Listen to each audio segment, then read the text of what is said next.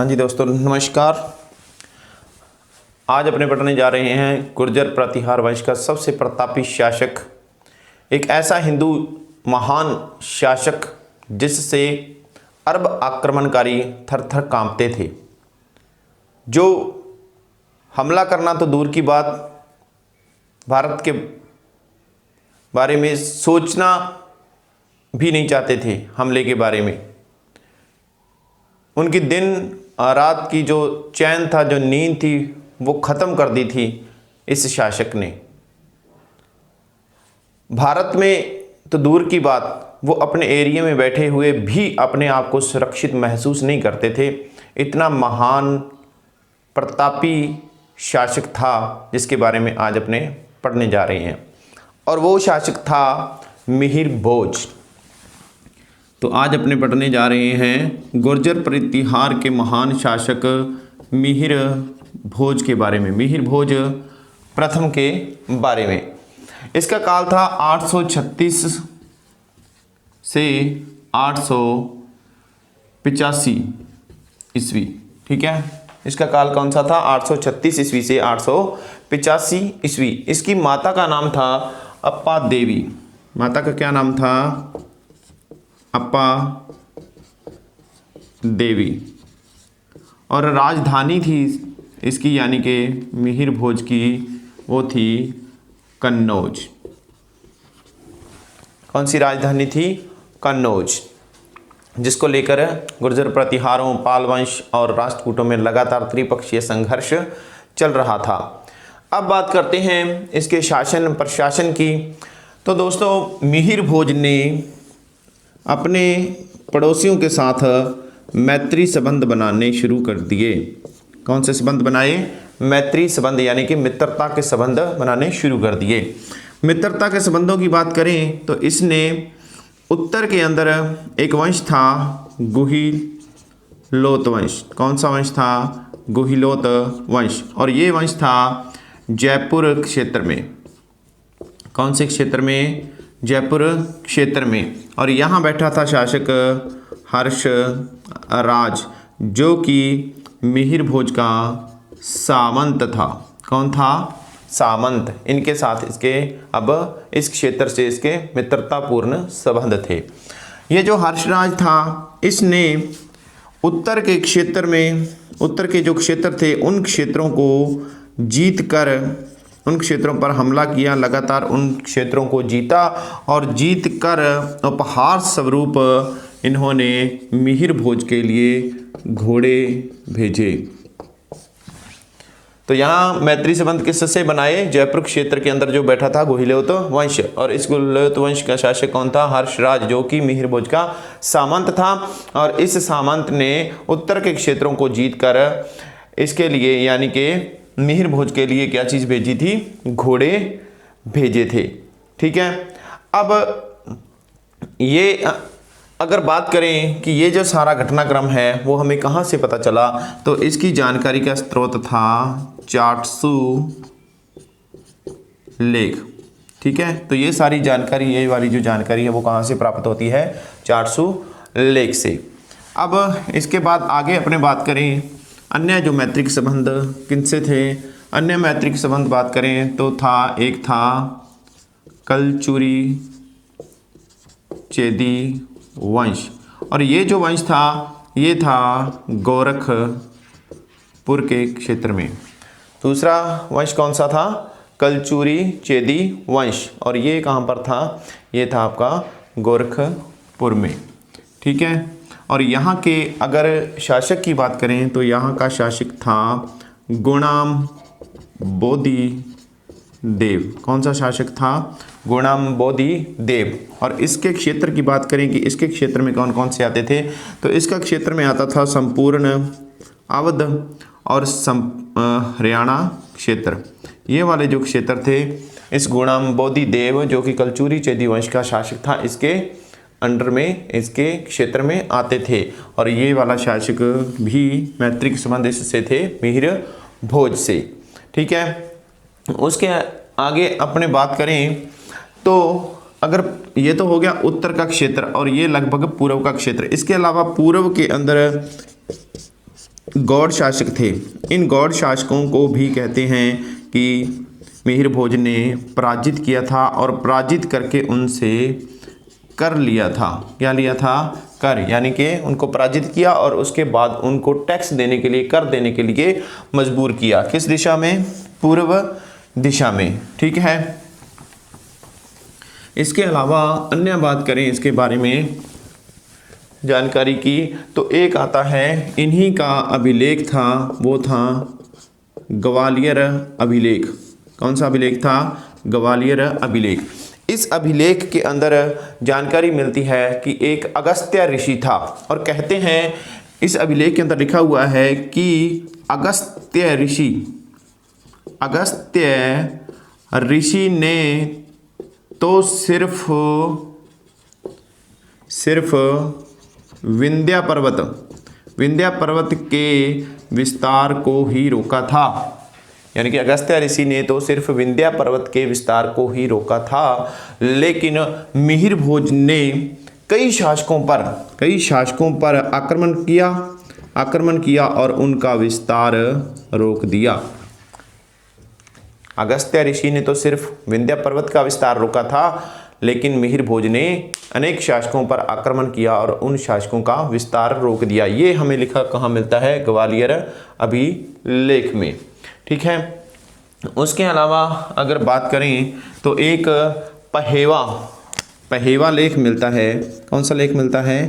पहेवा लेख। पहेवा यानी पूर्वी पंजाब। कौन सा? पूर्वी पंजाब। वहाँ से पहेवा लेख मिला है, और इस लेख के अंदर जो हम पहले बात कर चुके हैं, कलचुरी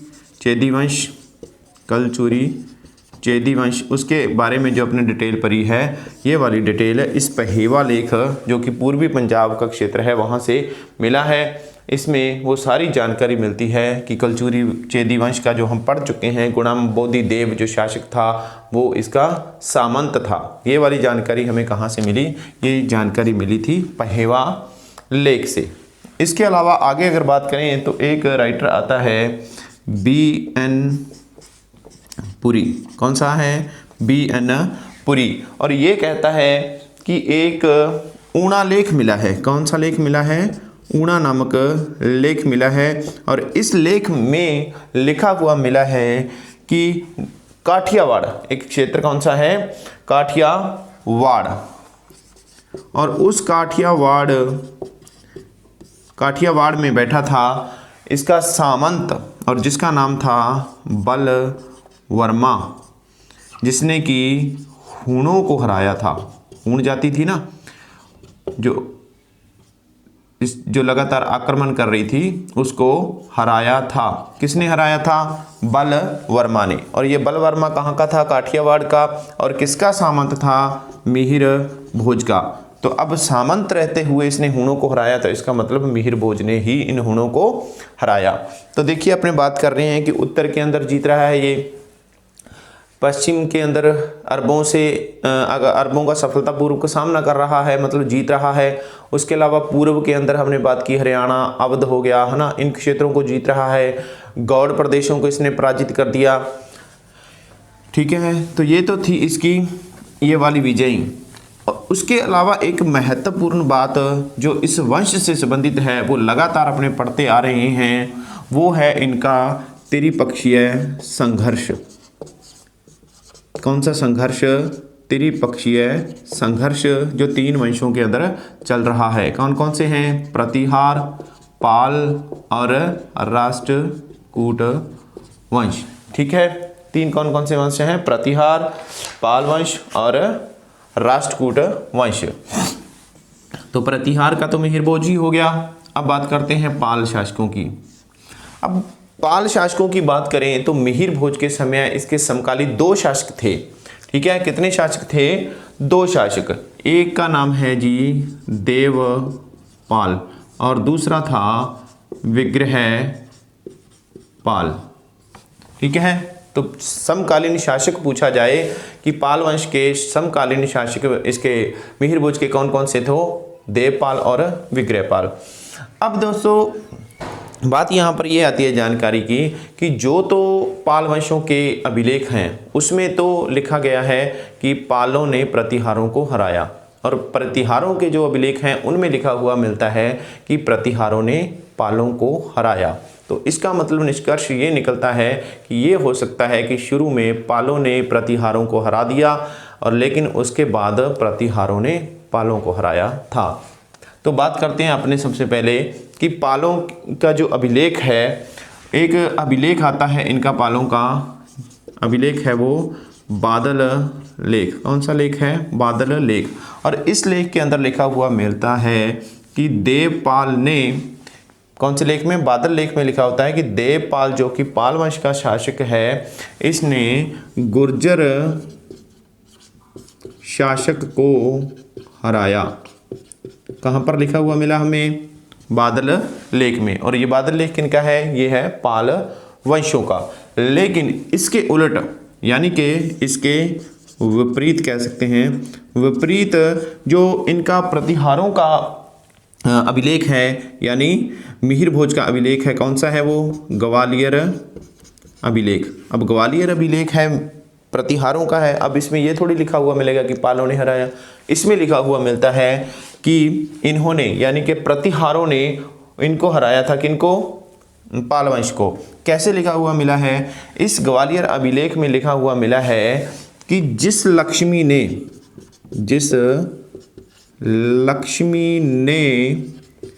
धर्म, यानी पाल वंश का धर्मपाल, जिस लक्ष्मी ने धर्म के पुत्र का वर्ण किया, जिस लक्ष्मी ने धर्म यानी पाल वंश का, ठीक है, शासक धर्मपाल के पुत्र का वर्ण किया, उसी ने बाद में भोज यानी प्रतिहारों का मिहिर भोज को अपने दूसरे पति के रूप में चुना। ठीक है, ये सारा सेंटेंस हमें लिखा हुआ कहाँ मिलता है? ग्वालियर में अभिलेख में। इससे हमें क्या अपने अनुमान लगा सकते हैं कि साफ साफ लिखा हुआ है कि पहले जो धर्मपाल यानी कि जो पाल वंश के शासक थे वो हावी रहे, और उसके बाद में भोज यानी कि प्रतिहार शासक हावी रहा। हम पिछली क्लास में पढ़ा था हमने कि धर्मपाल ने किस प्रकार से इनके जो पूर्वज थे यानी कि वत्सराज को बुरी तरह पराजित किया था। ठीक है, तो ये तो था इनके बारे में, पाल वंश के साथ इनका किस प्रकार का जो भी संघर्ष था, या उस टाइम समकालीन शासक कौन था। ठीक है, अब अगला जो इसका दुश्मन था वो कौन सा बचा पीछे? राष्ट्रकूट शासक। कौन से शासक बचे? राष्ट्रकूट। और ये कहाँ पर बैठे हैं? ये बैठे हैं दक्षिण भारत में। ठीक है, तो इनमें इस समय अगर बात करें तो राष्ट्रकूटों के जो शासक थे, ये शासक थे, एक तो था अमोघ वर्ष और दूसरा था इसका पुत्र। एक तो था अमोघ वर्ष और दूसरा इसका पुत्र था जिसका नाम था कृष्ण द्वितीय या कृष्ण सेकंड। ये दो शासक किसके समकालीन थे? ये मिहिर भोज के समकालीन थे। अब यहाँ पर बात करें, जो अमोघ वर्ष था ये बड़ा ही शांति प्रिय शासक था, यानी लड़ाई झगड़े में विश्वास नहीं करता था, लेकिन फिर भी इसके काल में मिहिर भोज ने हमला किया और उज्जैन का जो क्षेत्र था उस क्षेत्र पर अधिकार कर लिया। कौन से क्षेत्र पर? उज्जैन क्षेत्र पर अधिकार कर लिया और नर्मदा नदी तक इसने हमला किया, या कह सकते हैं धावा बोला। कहाँ पर? नर्मदा नदी तक। ठीक है, ये तो था कह सकते हैं कि अमोघ वर्ष का समय। एक लेख आता है, उस लेख का नाम है बगरूमा लेख। कौन सा लेख है? बगरूमा लेख। इस लेख के अंदर लिखा हुआ मिलता है कि ध्रुव सेकंड, कौन सा? ध्रुव सेकंड।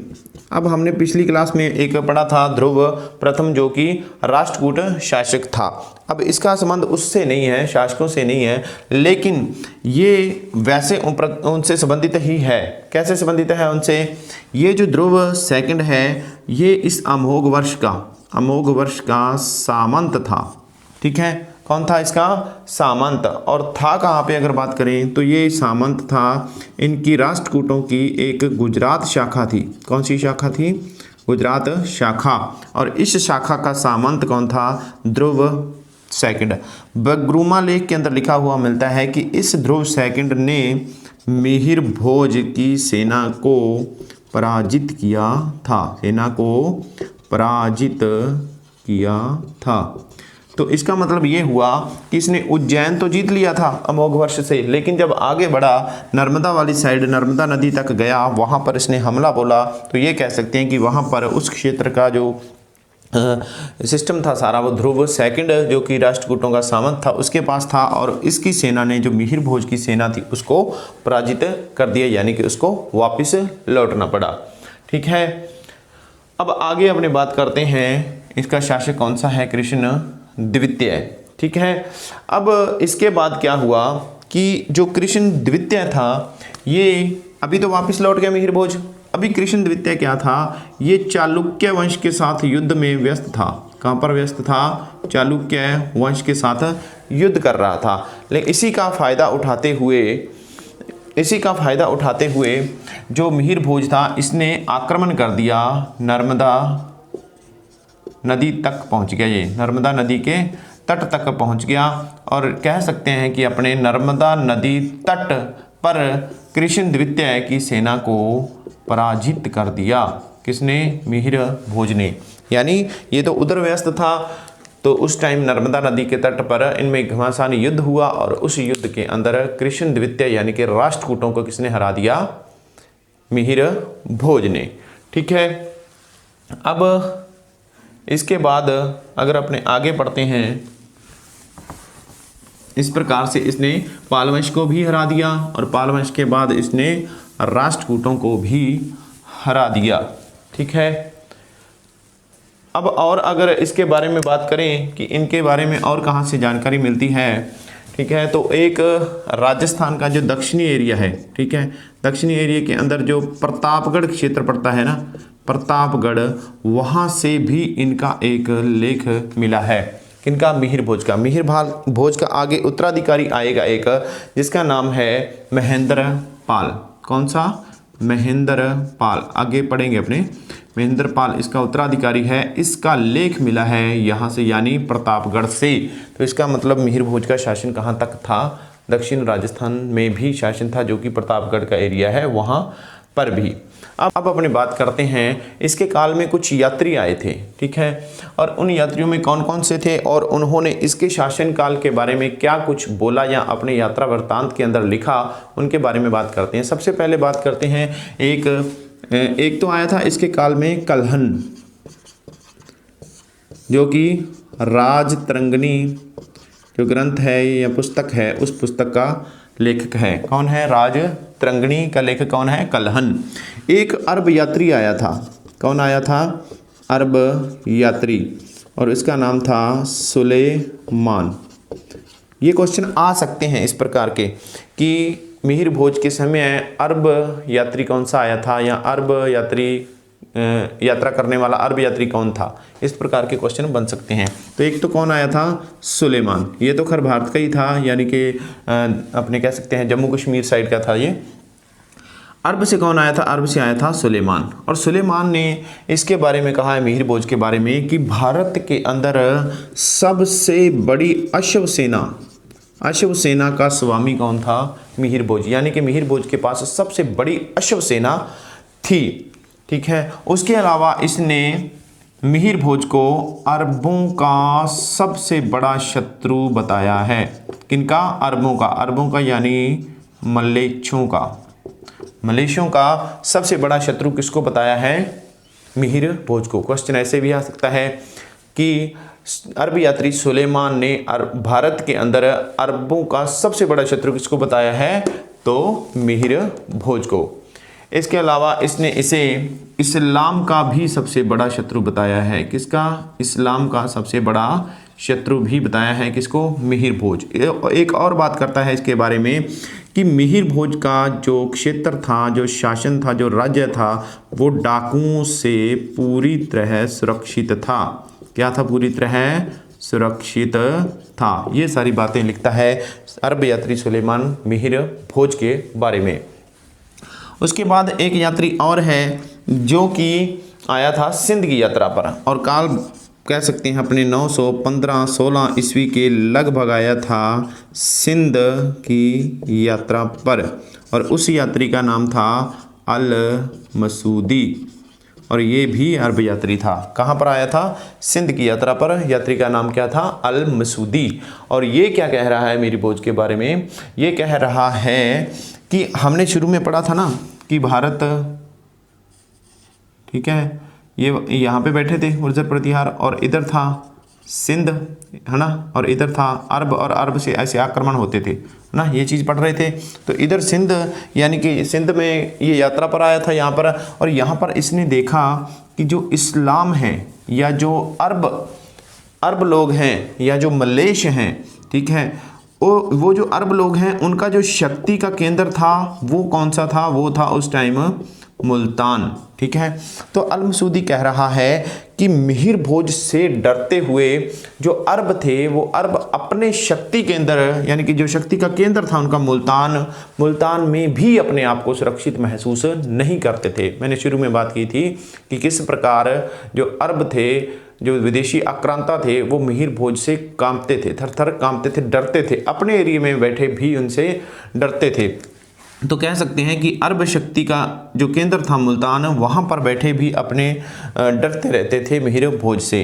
इसका प्रमाण ये है कि ये कहता है कि वहाँ पर अरबों ने सिंध में एक सूर्य मंदिर बचा के रखा था। क्या बचा के रखा था? सूर्य मंदिर। ये सूर्य मंदिर बचा कर क्यों रखा था? कहते हैं कि जब इनको प्रतिहारों के आक्रमण का भय होता था तो ये एक धमकी देते थे। वो धमकी ये होती थी, ये कहते थे कि हम पर अगर आक्रमण किया गया तो हम इन मंदिरों की जो मूर्तियां हैं उनको तोड़ देंगे। तो इस प्रकार से अपनी रक्षा करते थे, ठीक है। उसके बाद एक इतिहासकार और है जिसका नाम है विलादुरी। क्या नाम है जिसका? विलादुरी। और ये इतिहासकार मिहिर भोज के बारे में कहता है कि जो अरब थे, उन अरबों को अपनी रक्षा के लिए कोई स्थान नहीं मिलता था, कोई स्थान नहीं मिलता था। यानी कि अरबों को मिहिर भोज से अगर रक्षा करने के लिए कोई स्थान नहीं मिलता था। उन्होंने, इन लोगों ने, यानी कि जो अरब लोग थे, अरब लोगों ने एक झील के किनारे एक गांव बसा रखा था। उस गांव का नाम था अल महफूज। यानी कि अल महफूज अपनी रक्षा करने के लिए एक झील के किनारे एक गांव बसा रखा था। कौन सा था? अल महफूज नामक एक गांव। अब इस अल महफूज का अर्थ ये होता है कि सुरक्षित, इस प्रकार का इन्होंने गांव बसा रखा था। तो ये था हमारा एक प्रतापी हिंदू शासक जिससे विदेशी आक्रांता कांपते थे और इधर हमला करने की सोच भी नहीं सकते थे। और इस प्रकार लगातार मिहिर भोज ने 836 से लेकर 885 लगभग 50 सालों तक अपने भारत देश की रक्षा की थी। ठीक है, बहुत बहुत धन्यवाद।